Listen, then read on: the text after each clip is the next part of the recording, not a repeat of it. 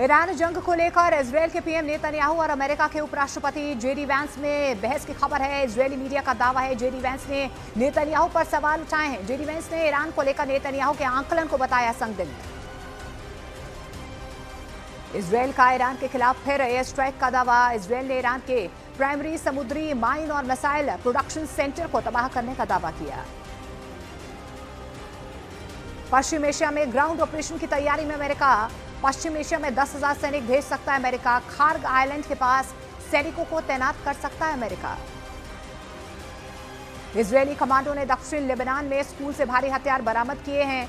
Hezbollah के ठिकानों से एंटी टैंक मिसाइल, ग्रेनेड और रॉकेट लॉन्चर समेत सैकड़ों हथियार बरामद।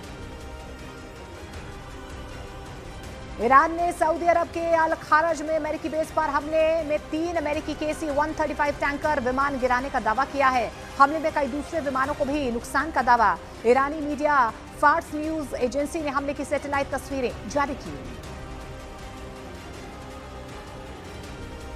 ईरान के मिसाइल भंडार का सिर्फ 1/3 हिस्सा ही खत्म हुआ है। अमेरिकी खुफिया रिपोर्ट में खुलासा। ईरान की बड़ी संख्या में मिसाइलें अभी भी सुरक्षित हैं।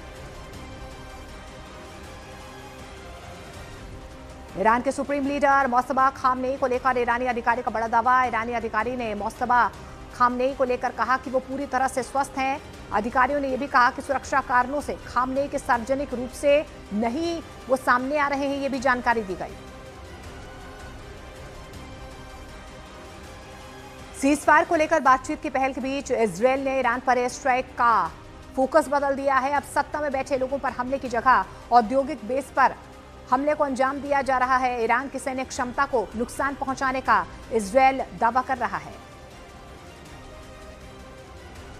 अमेरिका के जमीनी हमले की संभावना की खबर पर ईरानी संसद के स्पीकर बाकर गालिबाफ का तंज। गालिबाफ बोले, खाड़ी देशों में अपने सैनिकों की रक्षा करने में अमेरिका असमर्थ है। ईरान की धरती पर अपनी सैनिकों की क्या रक्षा करेगा अमेरिका। अमेरिका इजरायल के हमले में ईरान में कम से कम 120 म्यूजियम्स, ऐतिहासिक इमारतों और सांस्कृतिक स्थलों को भारी नुकसान पहुंचा है। तेहरान में सबसे ज्यादा 50 ऐतिहासिक स्थलों को भारी क्षति। इजरायल में ईरान के हमले में नुकसान की जानकारी आई सामने। ईरानी हमले में अब तक 1500 अपार्टमेंट तबाह। हमले से प्रभावित 2000 से ज्यादा लोगों का विस्थापन हुआ। अमेरिका ने 4 हफ्तों के युद्ध में ईरान पर दागी 850 से ज्यादा टॉमहॉक क्रूज मिसाइलें। पेंटागन ने हथियारों की सीमित स्टॉक जल्द खत्म होने का खतरा बताया। ईरान के इस्फहान में एक इमारत पर अमेरिका इजरायल का भीषण हमला। हमले में 7 बच्चों समेत 26 लोगों की मौत। इजरायल ने ईरान पर वैश्विक आतंकवाद के पीछे ईरान का हाथ होने का आरोप लगाया है। ईरान के विदेश मंत्रालय ने कहा, हिजबुल्लाह हमास को समर्थन देता है। ईरान जंग के बीच ईरान के लोगों ने हॉर्मुज द्वीप के चारों ओर बनाई मानव श्रृंखला। लोगों ने अमेरिका और इजरायल मुर्दाबाद के नारे लगाए। ईरान के हमले में इजरायल में घायलों की संख्या बढ़ी। पिछले 24 घंटे में इजरायल में 261 लोग घायल। इजरायल के स्वास्थ्य मंत्रालय ने जानकारी दी। अमेरिका और इजरायल की ओर से कारखानों पर बमबारी के बाद ईरान की चेतावनी। ईरान ने खाड़ी देशों में स्टील प्लांट पर हमले की धमकी दी।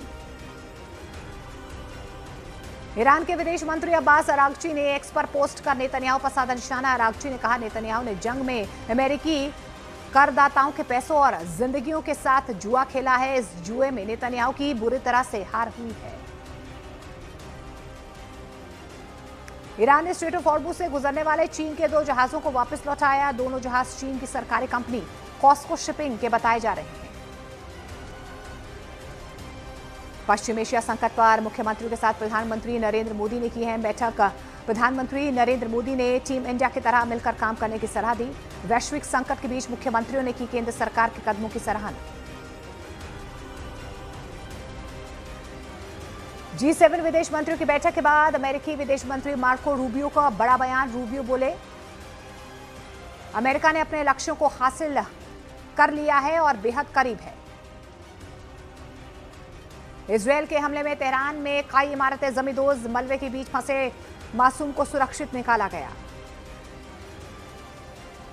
युद्ध के बीच डोनाल्ड ट्रंप का ईरान पर तंज। कहा, ईरान में सैन्य अभियान शानदार चल रहा है। सीज फायर वार्ता के बीच ईरान का अमेरिका और इसराइल पर बड़ा मिसाइल हमला। आईआरजीसी ने हमले का वीडियो भी जारी किया।